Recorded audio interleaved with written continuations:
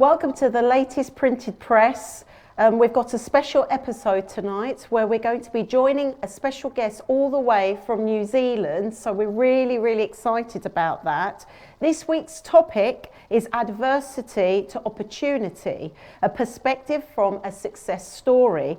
And I'm really excited and happy to have Romeo Yusupov, who is the world champion of 2020, Mr. Earth of New Zealand 2018, a model, actor and karate black belt holder. So quite an impressive title there. Hello Romeo, how are you? Hey Ayşen, how's it going? Maraba. Merhaba. Oh, that's wonderful. I believe that you do have a little bit of Turkish in your heritage, is that correct? Yes, if you go far back in my ancestry, we have actually a lot of Turkish roots. So, I mean, you never know, I could be more than half Turkish. Oh, fantastic. That's brilliant. What's it like being in New Zealand? What's the time there currently? So the time is 6:35 a.m. where pretty much everybody's sleeping because in New Zealand people love to sleep, and Yes. it's it's pretty good because the COVID hasn't affected us as much.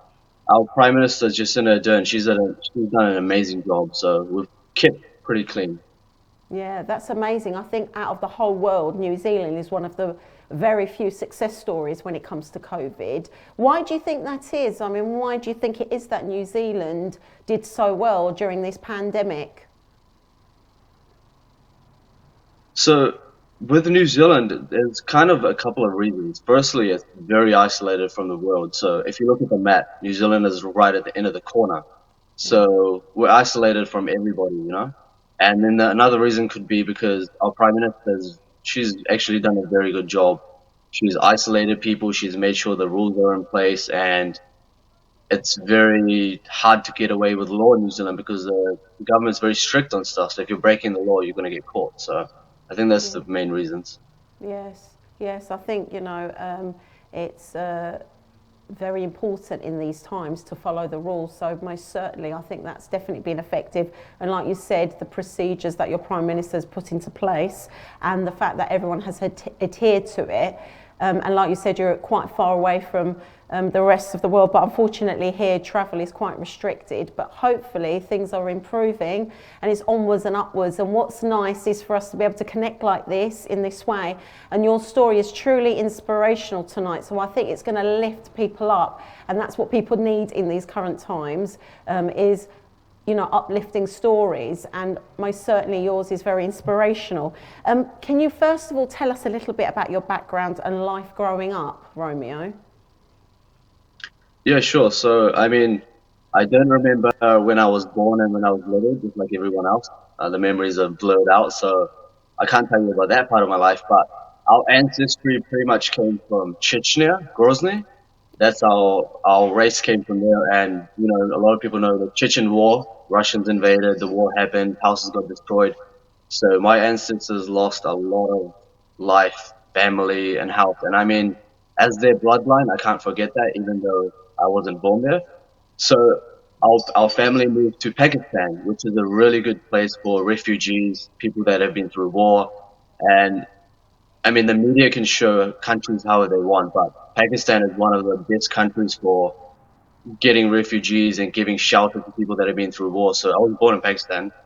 I came to New Zealand at 2 years old. Still can't remember a thing.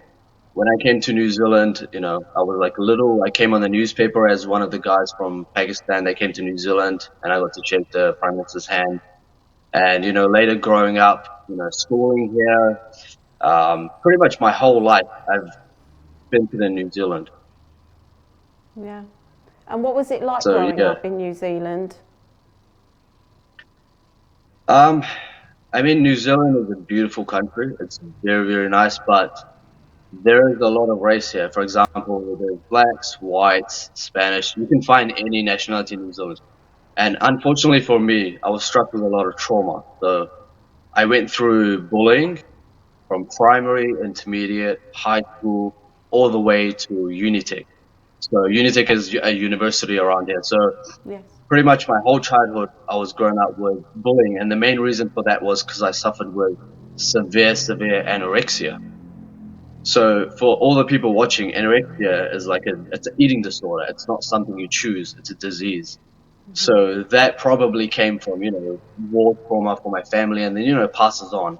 Your grandparents, your parents, it passes on to the kids, and that trauma struck me really hard. So because of anorexia, I was very pale, very skinny, 38 kgs, and then for a man, 38 kgs is ridiculous.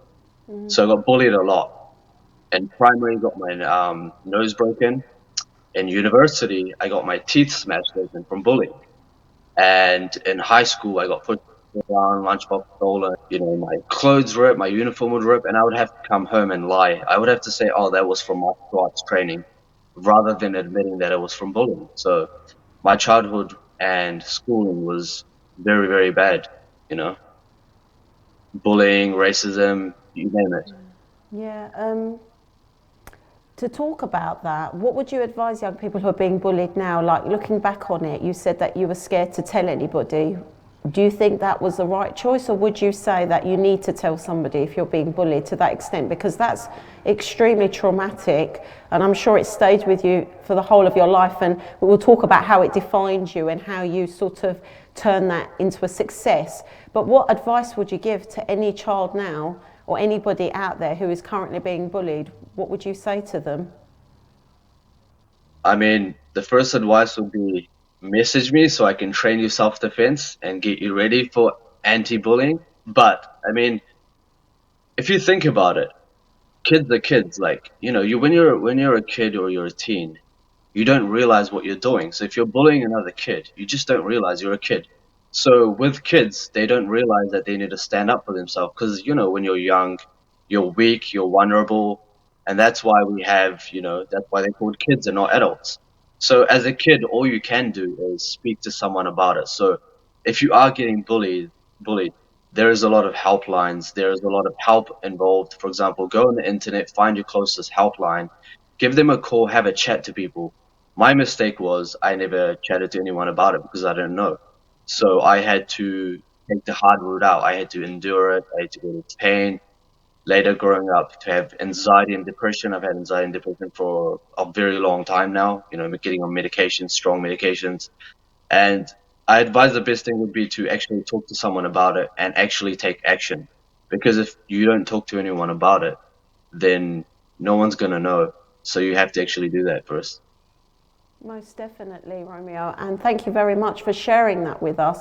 I think it takes a lot of courage to share a story like that, and not only that is you're going to talk about the projects that you're involved in and what you want to do. You've got a clear purpose now, and most certainly, I think that is the right advice to go and tell somebody. There are lots of helplines out there for people, and bullying is a very common thing, unfortunately.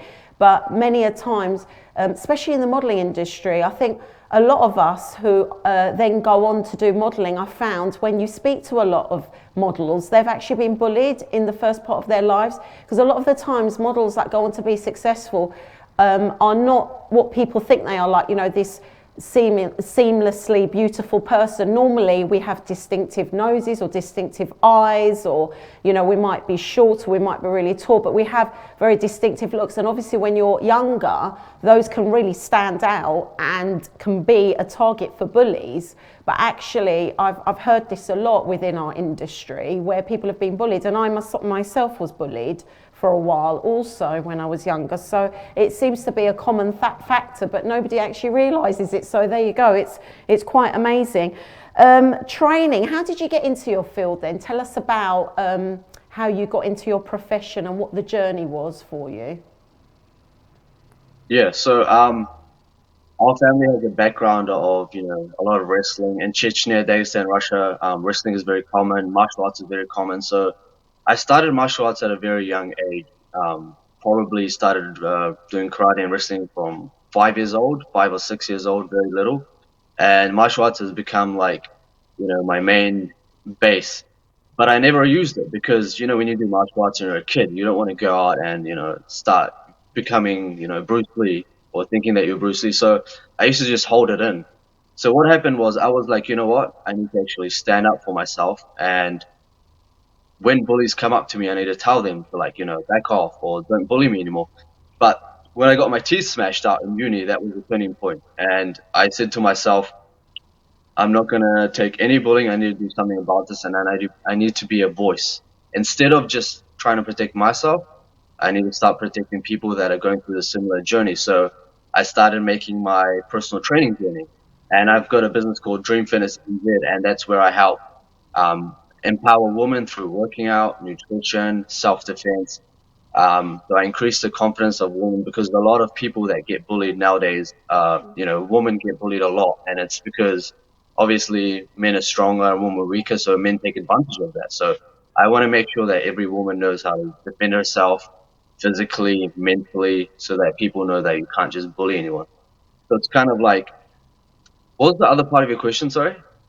No, well, that was it. Just how you got into your field, what inspired you to get into your field. I think you've answered it perfectly, really. But if there's anything else you'd like to add, I really like the part of women empowerment. A lot of the times people think that women can only inspire other women, but actually that's not true. Men have a big part in that. And the fact that you are trying to empower women by teaching them self-defense, and to stand up for themselves, because you're right, there is still, unfortunately, even in these modern times, a lot of women out there that are having to handle mental or physical abuse. So wow, that's just so inspiring, so thank you for that. Yeah.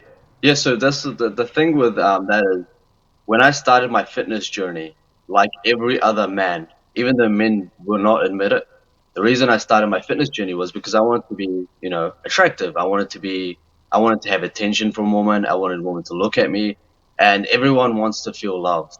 So when I was growing up, I never had that attention because I was anorexic, I was skinny, and, I wasn't even close to a good looking guy. I was very, very sick, Oh, no, and I'm people would sorry. laugh at me. So, but the thing is, I'm actually glad that I went through all that. Not that I wish that upon anyone, but it only made me stronger. So the person I am today is only because of the adversity I faced. So I look at it as in pressure makes diamonds.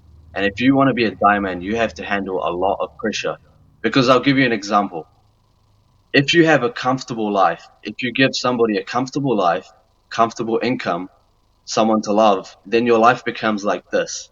You will never go like that because you have no drive or motivation. So what keeps me motivated and inspired and driven is the adversity that I face every single day.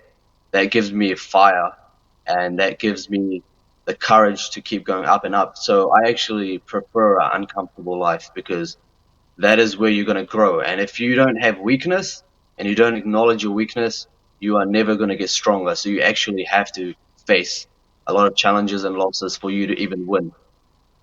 I totally agree. You need to face your darkness to understand your light, really. Everybody is like a yin and yang, aren't they? And for sure, you need to embrace the shadows in your life to be able to walk into the light. I totally agree with that. Somebody who also has suffered from, I've suffered from anxiety like yourself. I can really relate to that. So, yes, it's true. You can turn around that adversity that you have and you make it a success. So your career developed. Can you tell us a little bit about your highlights now, highlights in your career and how it developed? You got very much into well-being and fitness. Tell us about some of your positive mindset work. Yeah. So, a message to everyone that gets rejected by big companies, big casting agencies, everyone that thinks modeling and acting is like, glamorous, trust me, it's not as glamorous as you think it is. Because I've been rejected by nearly every single modeling agency, acting agency, management teams, casting directors, and people are always going to put you down. So my main highlights are actually getting rejected because when I got rejected, that's where my journey started. That's where I started winning because as soon as someone says you can't do something, it makes you want to do it.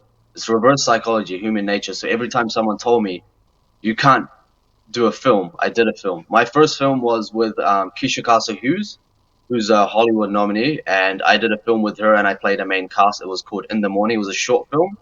It premiered in Auckland, and that was the start of my journey. And straight after that, I was like, I want to do some more modeling. I want to get on magazines. And people were like, yeah, you need to set realistic goals. It's not going to happen. And I said to them, can you please say that again? It's not going to happen because I'm going to make it happen.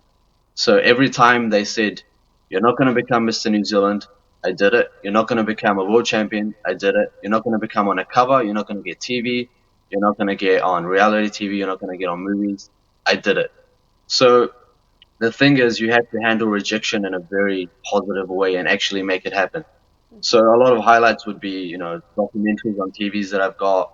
I did a reality TV show in New Zealand called First Dates NZ, which was crazy. It was like a dating experience. So First Dates NZ was like, they set you up with a blind date and they put you on TV for the whole country to see. So that was pretty crazy because I don't know what to expect. And that pretty much changed my life around because I got a lot of offers for modeling and acting and stuff, and then started doing more short films. Right now, we currently finished a really big documentary called Influencers, which is going to be all around film festival. So that's going to include a lot of life-changing people. So that's going to be a very big step for me as well. And at the moment, all the highlights that are coming, I'm kind of just letting life be. So it has to happen naturally rather than you trying to force something. Definitely. And we're going to see a few pictures and images of some of the work that you've been doing in a moment. But specifically as a man, now, this is very important that I highlight this. What barriers are there and what support is there, like within your community, you've gone global, obviously, by doing some of the film work that you've done. But as a man, is there certain barriers that you faced, obviously with the bullying at the beginning of your life, but within the industry now? And actually, what support is out there? So the thing is, the biggest barrier me, you, anyone will ever face is rejection. You will get rejected everywhere. If you want to be a model, go and do it. Don't listen to people. If you want to be an actor, go do it. The biggest barrier is always going to be rejection. Like, you're going to get rejected by everyone. But this is the thing. People don't want other people to succeed. It's the truth. We have this thing called tall poppy syndrome. A lot of people discuss it. As soon as someone gets up, you want to try to pull them down. You want to try to make them feel like, it's jealousy. Like, people will hate and be jealous of you because they don't have your life. So the thing is, you have to deal with these kind of people all the time. People will be negative just because they don't have your success, they don't have your drive, they don't have your motivation, and that just makes them feel better. Like, I don't know, somehow it just makes them feel better letting other people down or bringing other people down. So we have to really, really actually block out people's voices and listen to yourself. So your inner voice should be number one priority. If you want to be something, go and do it, figure out how to do it, and stay consistent. Because if you're not consistent, it's never ever going to happen.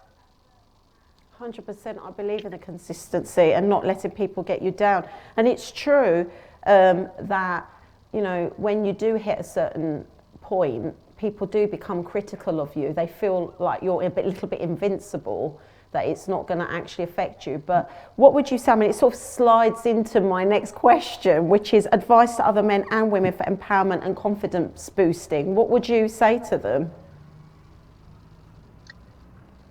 I will say to all the men and women out there, it doesn't matter if you're a female, it doesn't matter if you're a male, it doesn't matter what you've been through in life, because trust me, I've faced every single angle of pain that you can imagine, to the point where I suffered mental illness.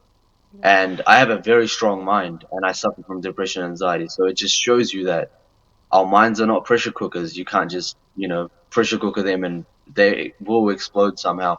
So for all the advice, for all the men and women out there, you need to realize it's not your gender, it's not your color, it's not what you're doing. It's actually people's perceptions and people's jealousies and hate that will bring you down.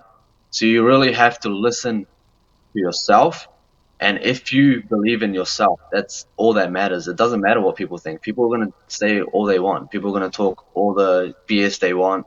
People are going to say to you all your life, you can never do that. All my life, agencies have declined me. I haven't even got an agent. I haven't got a manager. and they've just been watching my journey and saying, it's not going to happen, it's not going to happen. And just keep going. It doesn't matter what people are talking about. So it kind of ties in with my last answer. Just listen to yourself.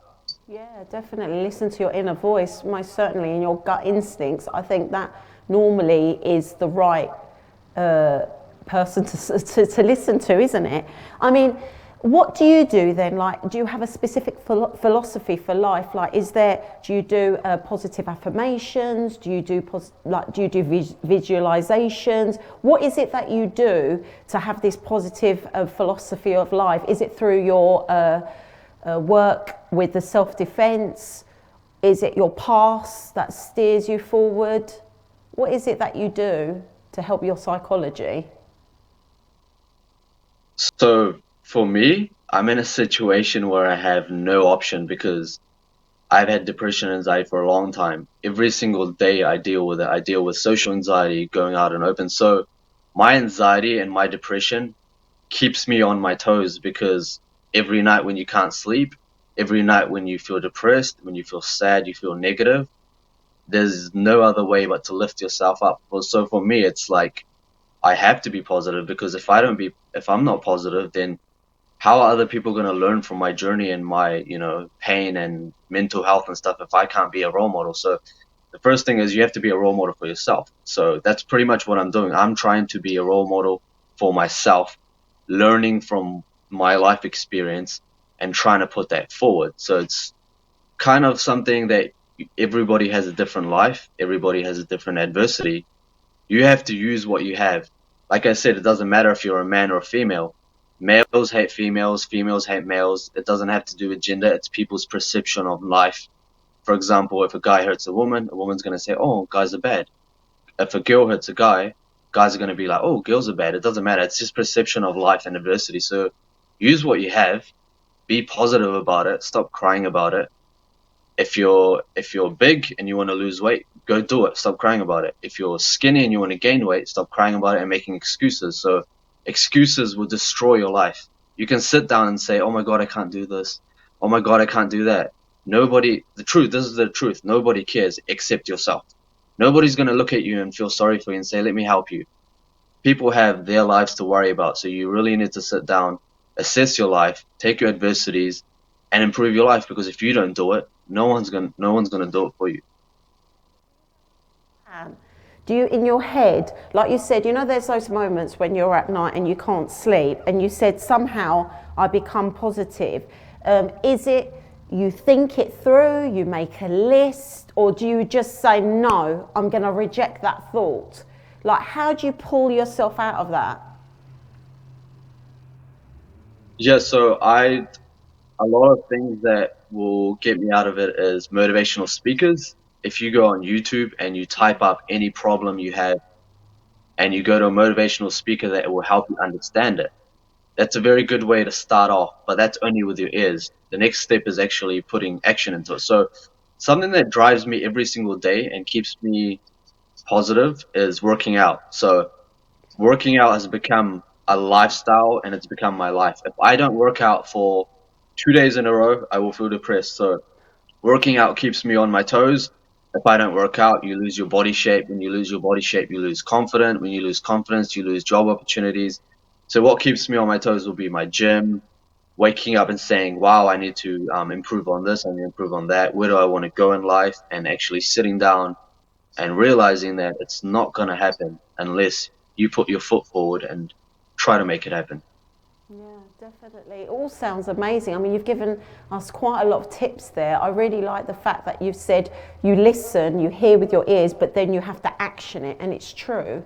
No matter how much you think things through, there comes a point where you have to get up and do something. And I think that exercise, it is definitely scientifically proven that if you do regular exercise, it can help your mental health. So I think that's been a real turning point for you when you were able, you started to do the exercise and the self-defense. And obviously you became a black belt champion as well. Tell us a little bit about that. How did that feel? Yeah, so pretty much I got my black belt really fast. I can't remember if it was 3 years or 4 years, but during my childhood, I got my black belt very fast because I was very athletic. I was very disciplined and I had a very strong mind. So every time I went to class, I did what the sensei told me. I went home and I practiced, and I came back the next day, and the teacher would say, "Wow, you've improved in one day."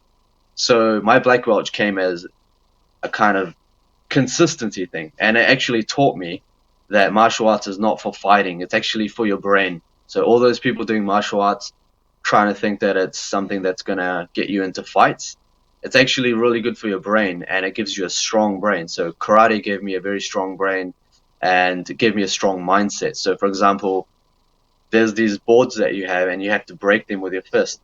So the first thing you think is, oh, I can't break the board. As soon as you think you can't break it, you go halfway and the impact comes back and you actually break your fist. So when you tell your brain that I'm going to go right through this board with your fist, then it actually happens because your mind tells you it happens.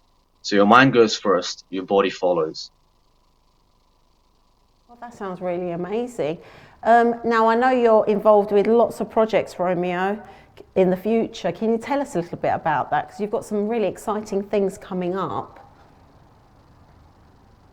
Yeah, so I did a couple of music videos. I actually worked on some music videos with some rappers. I can't say the names at the moment, but the projects would be some rappers that I did some graphics for. I did some acting for some rappers, and we've got a film that's coming out, the documentary that I told you about, Influencers. It's very big. And I also was in a music video with one of New Zealand's biggest bands called Shapeshifter, so that should look good as well. And just a couple of other things, like as in my fitness business, trying to grow that, trying to get to higher goals with that, trying to get it out more. So it's pretty much just the, normal acting, modeling life, trying to get more projects, trying to do more films. But I'm going to say this again and again. Hollywood and Bollywood are definitely going to notice me. I said this 10 years ago, so my mindset still stays the same. That's my end goal.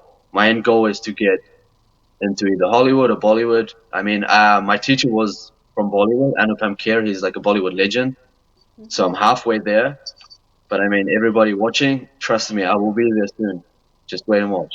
Well, we look forward to speaking to you again. And like we spoke just off air, it'd be fantastic for you to actually visit London and come to our studios, and we can do this interview again in person. And I'm sure you'll have lots of things to tell us about Bollywood and Hollywood. I mean, I wish you the most success. It's been a truly inspirational interview. So thank you very much for getting up so early to speak to us so that we can do this at my regular time. But Romeo, it's been an absolute pleasure. Any last message that you'd like to give us in London, the UK, before we tune out? Yeah, before I tell you one more thing, I was wondering, your necklace, does it have any words on it, or? It's in Arabic. It's in Arabic. It's an Arabic prayer. I like to wear either prayers or prayers, and it's got an eye as well. In our culture, I don't know if you have anything similar. It's called nazar. It's just to like protect you and have positive, good energy around you. So yeah, that's. It's very tiny though. Yeah, it's very subtle. It's really funny because I don't mean to freak you out, but I feel auras and energies, and I felt something from your necklace, even though I can't see it at all. I felt some sort of aura and energy. So the thing is, Nazar is like evil eye, right? Yeah, it's to protect. It's like a positive, it's a prayer to just feel positive. Because like I said, I suffer from anxiety, and what I feel really helps me is either if I wear like a certain crystal, or I have certain things on me. I have little prayers. It's like a little square shape, and inside it are different words from the Quran. Because I'm Turkish Cypriot, obviously I'm Muslim, and I carry that in my bag, and I just feel like it helps me and protects me and gives me a positive energy around me, really. So it might be that you're picking up on, which is great. Yeah. I mean, you could carry my photo around on your phone. That will give you confidence. Definitely. Well, we're definitely going to collaborate, Romeo. We're going to do some more stuff in the future for sure, because it's been an absolute pleasure meeting you, and it's been fun, sharing your story and finding out about you in the last couple of weeks. And obviously, I'm very grateful that you came on our show, and I'm sure you're inspiring lots of young people out there who want to be in the industry, who perhaps have had a similar story to yourself about bullying, and you know, it's great to share these stories, how from adversity you can become a success. And like you said, I think that's what makes us interesting, is when we have a bit of a, you know, edgy past. I think that makes us even more interesting, and it gives us that drive to do even better. But yeah, it's been an absolute pleasure speaking with you, Romeo. But hopefully you have a lovely day. That's it from Eurogench TV. I hope that everybody has a lovely evening. Thank you very much for tuning in. Take care. Good evening.